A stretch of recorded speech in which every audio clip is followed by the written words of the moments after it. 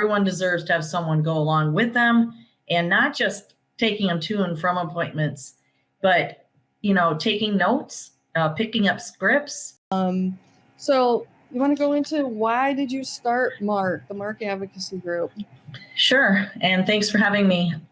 So my brother had a lot of autoimmune diseases when he was young. He was sick all the time. And back then, they didn't really look into autoimmune diseases. So as he got older, obviously, my parents took care of him. As he got older, though, I stepped in, and as being such a close sister and him being my best friend, I stepped in as an advocate for him. So I went to many of his appointments.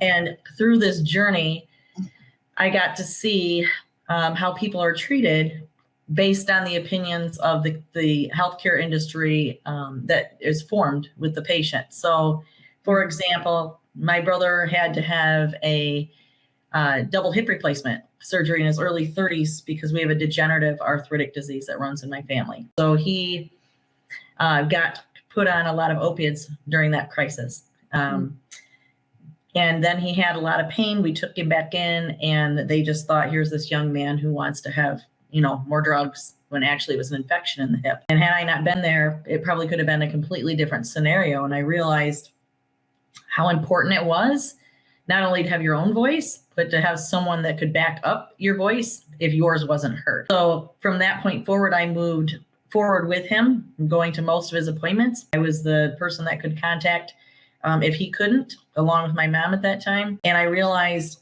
that this was a very important thing that people needed. And as I started paying attention, I saw how people didn't have someone to go along with them. And then when Mark got a little more sick, my mom and I were still his advocates, and then we lost him unexpectedly. He got an infection and he got sepsis and passed away in his home. And then 6 weeks later, I got diagnosed with stage 3 kidney disease. And as I started going through the process, again, acting as my own advocate, I realized I would see how many people would come to these appointments alone, who couldn't drive. They would ride a bus. They would, go home after a procedure alone.